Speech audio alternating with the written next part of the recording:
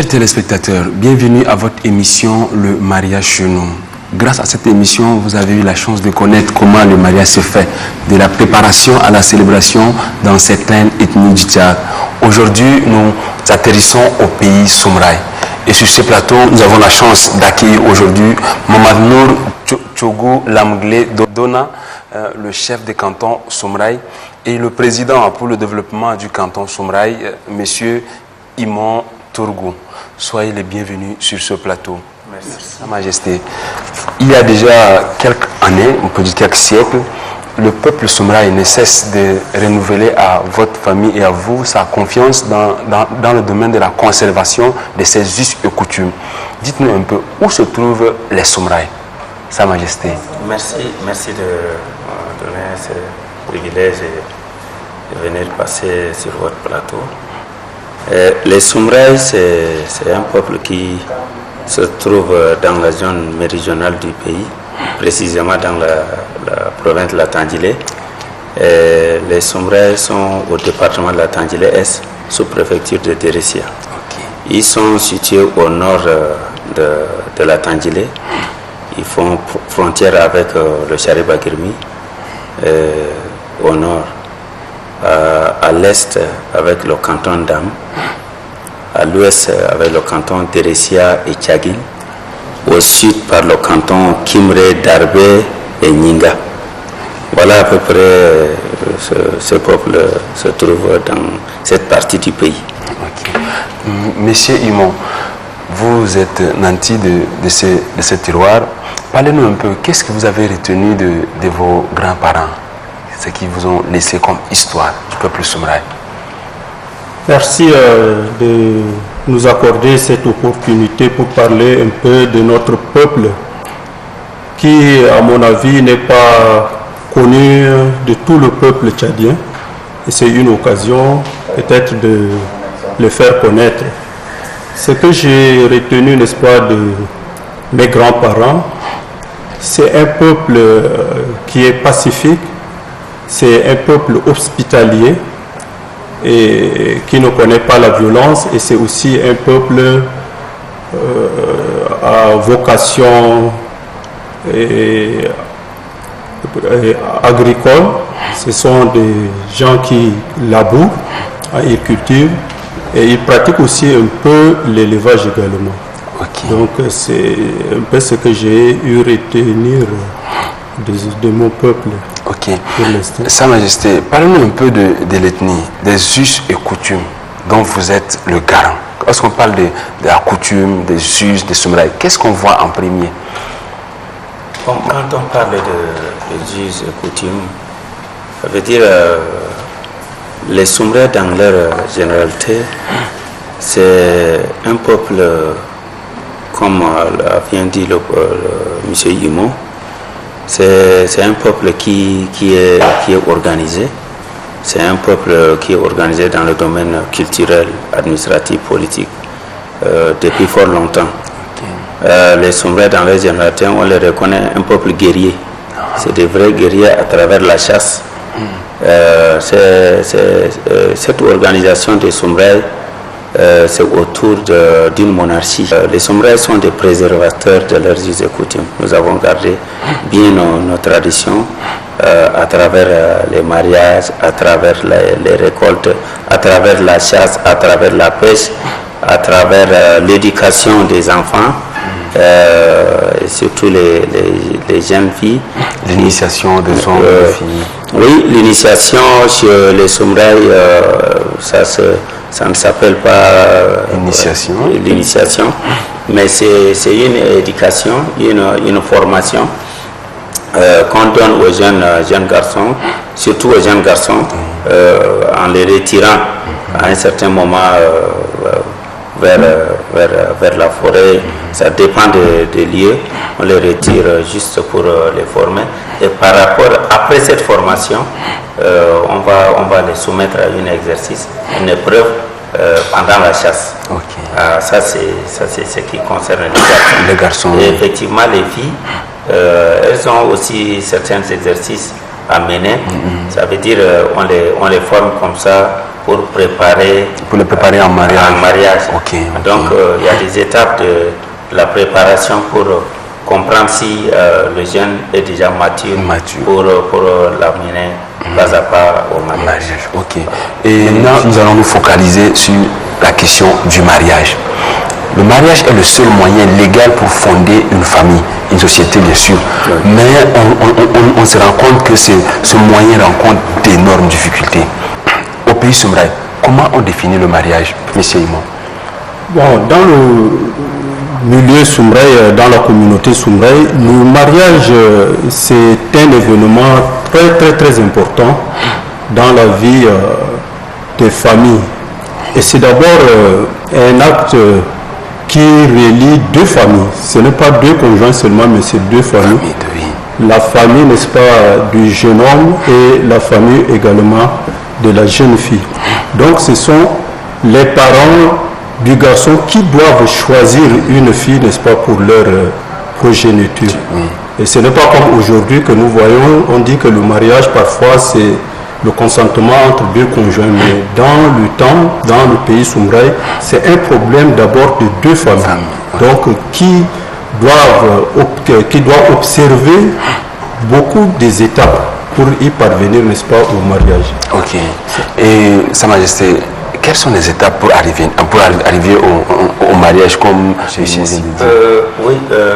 Bon, les étapes pour arriver au mariage, d'abord il y a une concertation qui se fait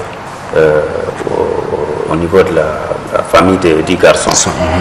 Une concertation pour dire que le garçon, après avoir soumis ce garçon à certains exercices pour le mettre à l'épreuve, s'il est déjà mature pour aller au mariage. Et ces exercices peuvent être déjà accordés. On peut signaler déjà au père de l'enfant que ton enfant est déjà apte. Et ces exercices ne sont pas menés par n'importe qui. C'est les sages, c'est des gens indiqués qu'on met à la disposition de l'enfant pour le suivre, du jeune homme pour le suivre. On le suit à un certain moment. On vient déjà déclarer à son père que ton enfant peut déjà consentir au mariage. Donc en ce moment que l'enfant est jugé déjà apte à gérer déjà un foyer, maintenant la famille, le père de l'enfant et puis la famille s'organise pour déjà faire l'identification.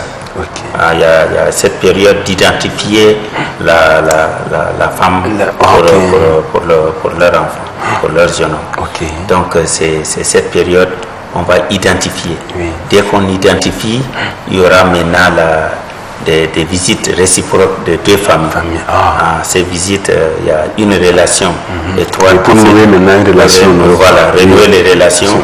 Et puis, parce que vous ne pouvez pas brusquer quelque chose, ou bien vous ne pouvez pas improviser un truc. Donc, il faut que la famille là-bas sache qu'il y a des visites, mais ces genres de visites vont renouer.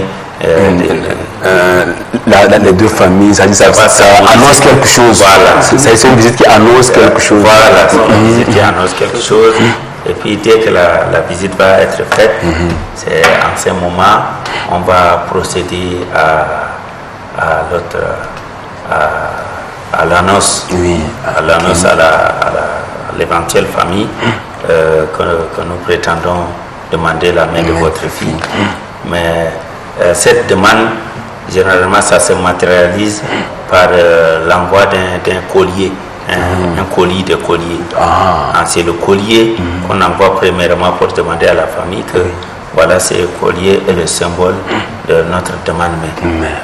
C'est quand le collier est retenu, en ce moment, on va demander au garçon de visiter la fille, d'aller à la nouvelle famille, aller faire une visite à la fille.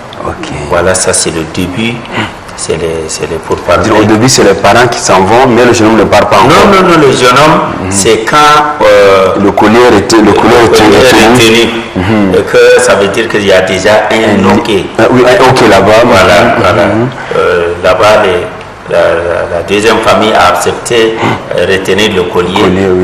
En ce moment, c'est quand les parents du garçon sont déjà au courant c'est retenu. Donc c'est comme ça accepté. C'est comme ça accepté. Donc maintenant c'est que le garçon aussi doit découvrir la fille. Mais il n'a pas le consentement. Qu'il le veuille ou pas, c'est les deux familles qui sont... Lui, c'est d'aller visiter sa future femme. La future femme, d'aller se présenter, on va le découvrir. Mais se présenter chez nous, le garçon n'a pas droit à un contact direct avec la belle-mère, avec le beau-père. Non, c'est systématiquement interdit d'avoir des contacts avec les deux. Mais c'est avec les beaux-frères, les belles-sœurs. Voilà, vous venez, on sait que voilà, le prétendant est déjà là. Et puis les autres viennent mener une causerie avec lui pour voir sa moralité. Lui aussi, il va essayer de voir la moralité de la fille.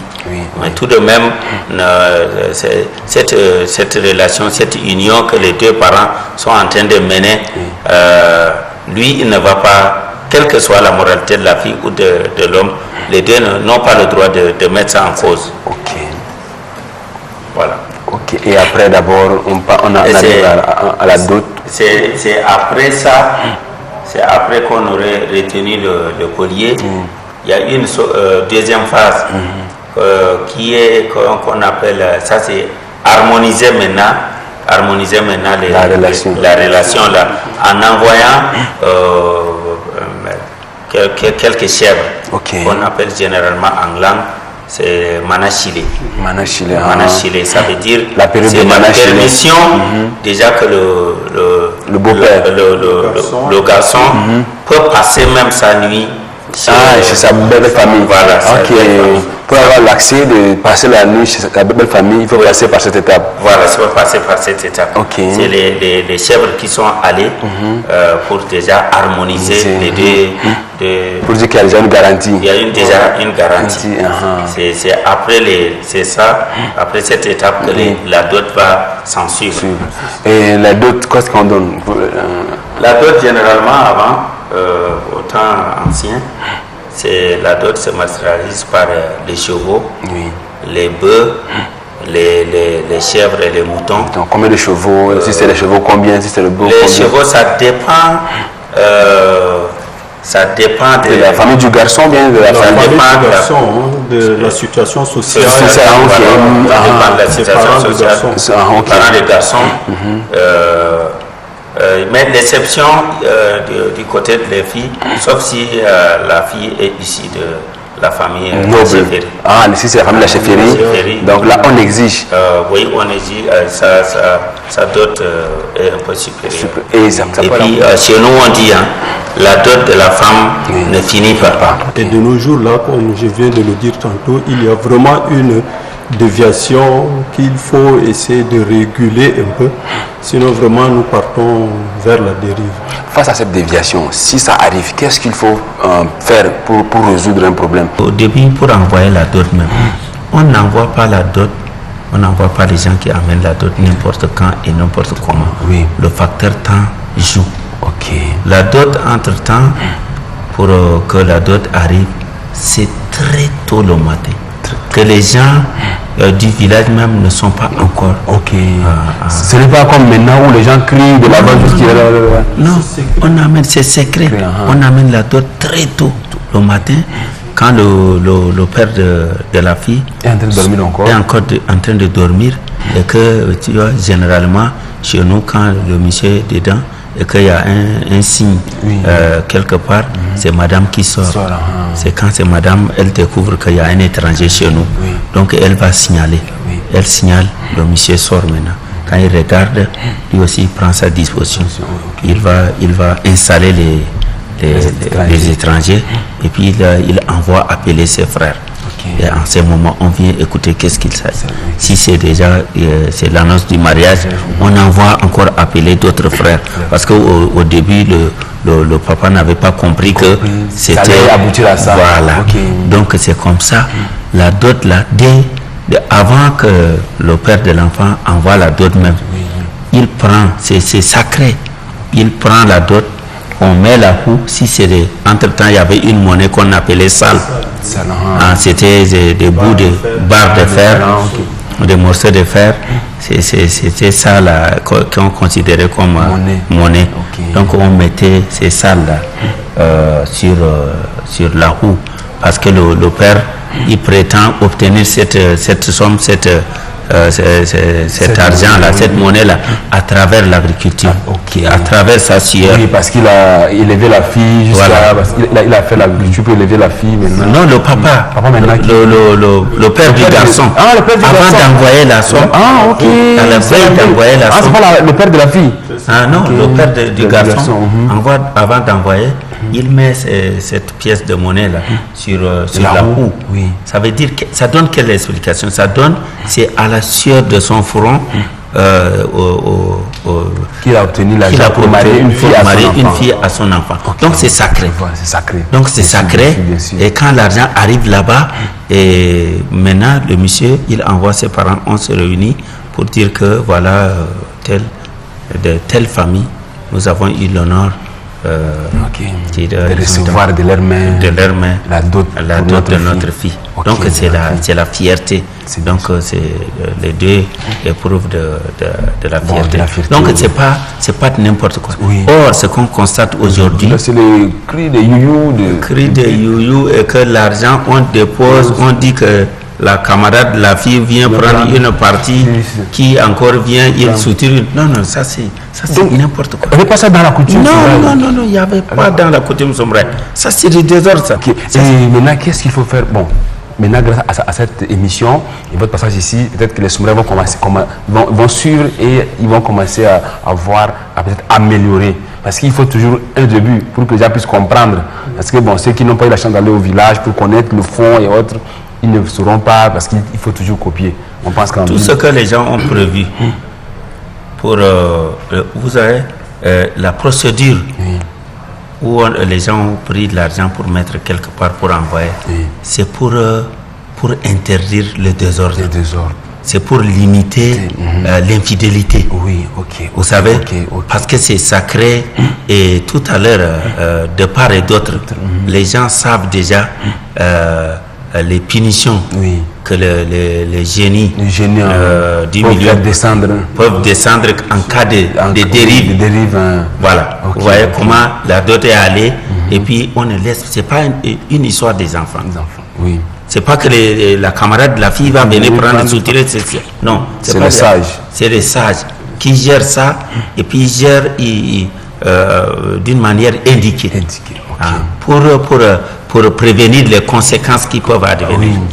Parce que là, vous voyez, entre-temps, vous ne pouvez pas concevoir un enfant hors mariage.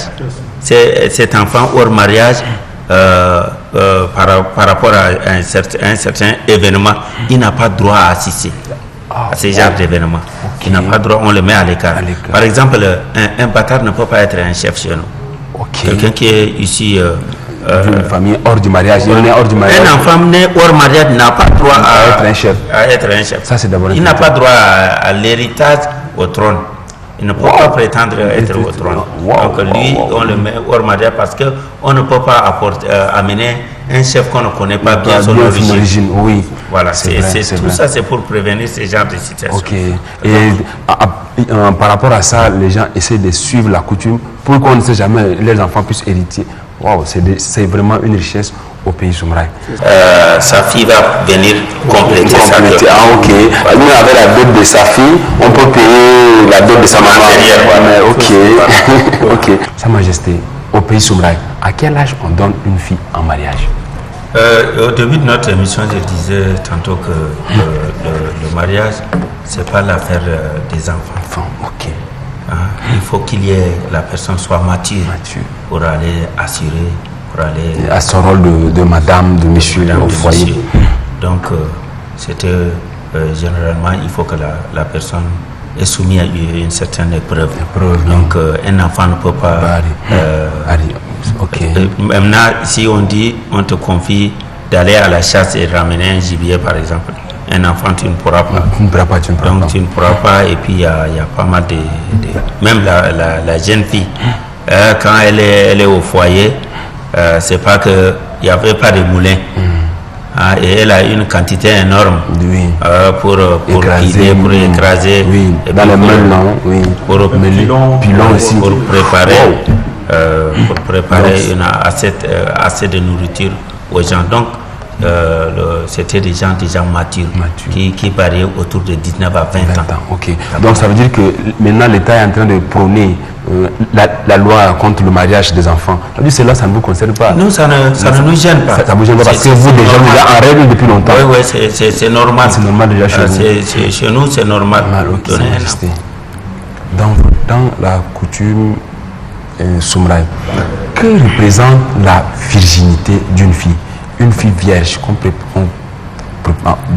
de sa famille jusqu'au mariage. Qu'est-ce que cela représente pour vous?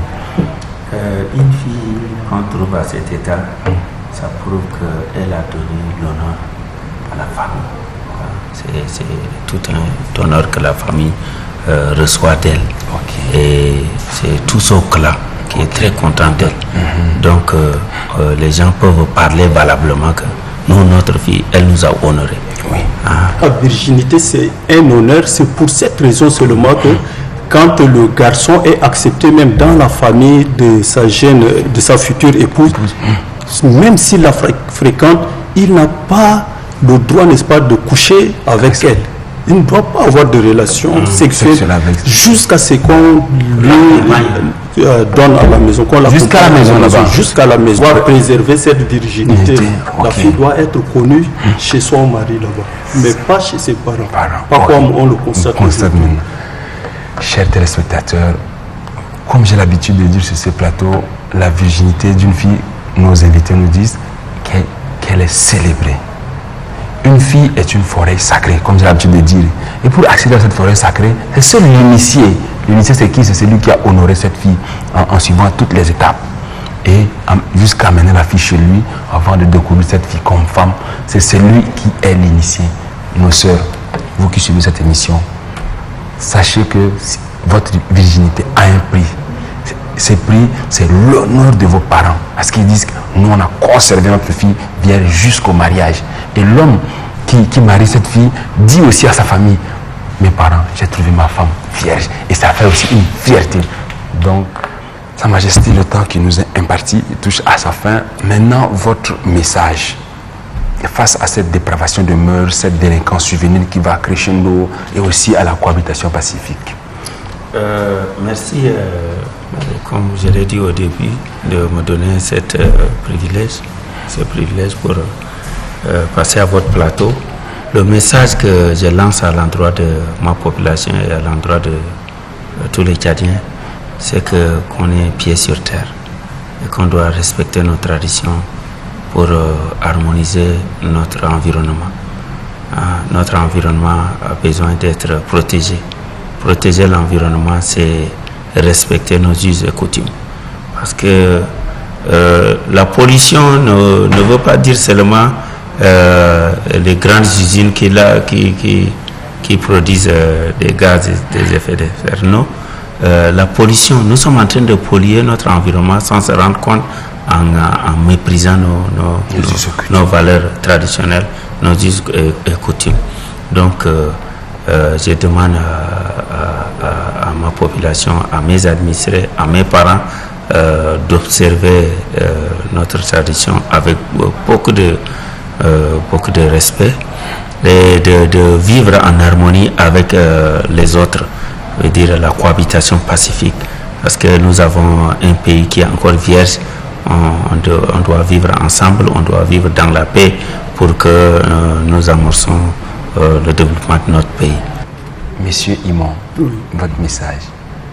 Oui, mon message c'est le même également, parce que si par le passé nos parents ont vécu pacifiquement, ils ont vécu dans l'harmonie, c'est parce qu'ils respectaient les us et coutumes. Et si aujourd'hui il y a ce problème, n'est-ce pas, qui nous tracasse tous les jours, le problème de conflit agriculteurs ou éleveurs ou entre, disons, entre deux communautés, Ça veut dire que c'est le non-respect de nos us et coutumes. Il faut que nous respections nos us et coutumes et respecter aussi ceux des autres également pour nous permettre de vivre dans l'harmonie et dans la paix. Parce que souvent nous avons l'habitude de dire que nous voulons vivre dans la paix. Mais comment faire pour vivre dans la paix? Et voilà, le Majesté l'a bien su souligner. Alors nous pouvons écouter ces conseils et puis les mettre aussi en pratique. Merci. Chers téléspectateurs, merci d'avoir suivi cette émission avec attention. Je vous donne rendez-vous la semaine prochaine pour un nouveau numéro. Restez des nôtres car la télé a toujours des bonnes choses à vous faire découvrir. Sa Majesté, merci beaucoup. Merci. Merci. Merci. Merci. Bon, merci beaucoup.